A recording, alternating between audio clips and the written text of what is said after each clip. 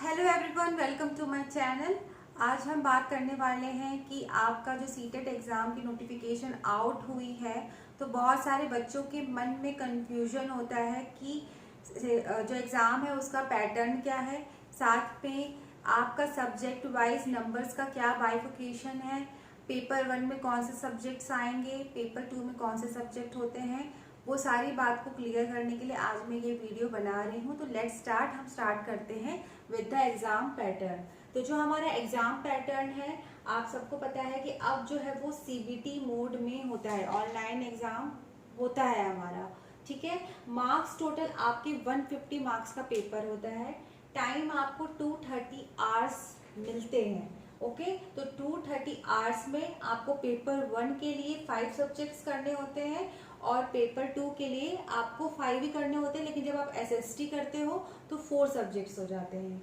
Now passing marks जो है वो आपका जनरल कैटेगरी के लिए 90 मार्क्स है और आपके अदर कैटेगरीज के लिए 82 मार्क्स पासिंग मार्क्स माना जाता है।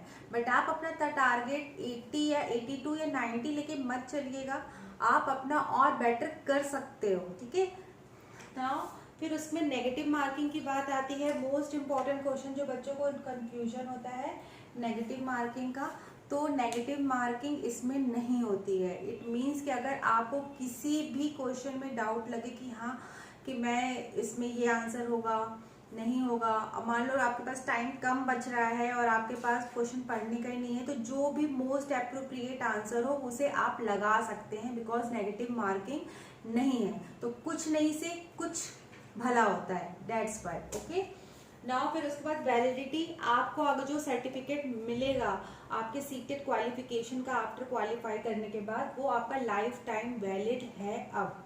Okay, now syllabus. अब सिलेबस में क्या आता है, सिलेबस में आपका जो भी आपके सब्जेक्ट्स हैं वो सब्जेक्ट्स के साथ में उनकी पेडागोजी भी आती है। ठीक है, पेडागोजी भी आएगी, सब्जेक्ट तो पूछा ही जाएगा, साथ साथ में उसके पेडोलॉजिकल अप्रोच उस पर्टिकुलर सब्जेक्ट को लेके क्या क्या है वो भी पूछे जाते हैं। ओके, तो पेडोलॉजी अगर आपने पढ़ ली तो पेडोलॉजी से आपके सारे सब्जेक्ट्स के 15 मार्क्स स्कोरिंग बन जाते हैं। तो पेडोलॉजी अपनी आप क्लियर रखो, पेडोलॉजी सेक्शन के लिए भी सीडीपी के लिए तो क्लियर रखो ही, साथ ही सब्जेक्ट वाइज क्या पेडोलॉजिकल अप्रोच है उसको भी पढ़ना बहुत इंपॉर्टेंट है। फिर उसके बाद आपका पेपर 1 में क्या आता है, पेपर 1 में आपका देखिए सीडीपी में क्या है, सीडीपी में आपका पेपर 1 30 मार्क्स का होगा। ठीक है, पेपर 1 में ईवीएस आपका 30 मार्क्स का आएगा, मैथ्स आपका 30 मार्क्स का आएगा, लैंग्वेज 1 आपका हिंदी या इंग्लिश में से आप कोई सा भी चूज कर सकते हो, लैंग्वेज 2 आपका 30 मार्क्स का आएगा। अब एक बहुत इंपॉर्टेंट पॉइंट कि लैंग्वेज 1 में हम हिंदी चूज करें या हम इंग्लिश चूज करें, ठीक है, ये बहुत बड़ा पॉइंट होता है। तो इंग्लिश या हिंदी चूज़ करने के लिए आप जिसमें भी आपको लगे कि हाँ ये हिंदी में मेरी पकड़ अच्छी है तो आप हिंदी सब्जेक्ट 1 डाल सकते हो, और अगर आपको इंग्लिश लगे कि हाँ इंग्लिश में मेरी पकड़ अच्छी है तो आप डाल सकते हो। बाकी अगर आप कहोगे कि हाँ इंग्लिश 1 हम हिंदी को हम पहले चूज़ करते हैं तो वो ईजी आता है, ईजी कुछ भी नहीं आता है, आना आपको सब चाहिए। ठीक है, तो ऐसा मत सोचना कि हाँ हिंदी एकदम बहुत ही ईजी आती है, अगर हिंदी हमने लैंग्वेज 1 यूज़ कर ली, इतनी कोई खास नहीं आती है।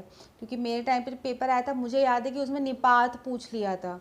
ठीक है, तो ऐसे जनरल टर्म्स नहीं पूछे जाते हैं आपसे आपसे आपसे ऐसे क्वेश्चंस पूछे जाते हैं जो एकदम, ऐसा नहीं कि एकदम हाँ कि आप कर ही लोगे, आपकी पकड़ होनी चाहिए सब्जेक्ट में, इट्स लाइक दैट ओनली। फिर उसके बाद आपका लैंग्वेज 1 लैंग्वेज 2 हो गया। तो इस तरीके से 30 मार्क्स करके आपके 150 मार्क्स का पेपर हो जाता है, जिसमें आपका हर पर्टिकुलर में सब्जेक्टिव नॉलेज चेक की जाएगी प्लस पेडोलॉजिकल अप्रोच चेक की जाएगी। नाउ आपका पेपर 2 में क्या होगा, पेपर 2 में आपका सीटीपी 30 मार्क्स का आएगा। अगर आप साइंस और मैथ्स चूज़ कर रहे हो तो साइंस और मैथ्स चूज़ करोगे तो 30 मार्क्स का साइंस एंड 30 मार्क्स का मैथ्स, जिसमें मैथ्स और साइंस दोनों की subjective plus pedological approach, maths की अलग साइंस की अलग।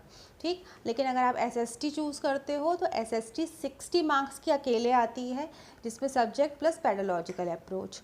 फिर उसके बाद language 1 and language 2 is same like that. तो आई होप कि आपको ये चीज़ पसंद आई होगी।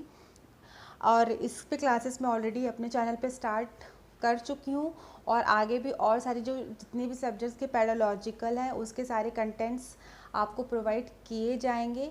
So like, share, subscribe the channel for further information, and all the best.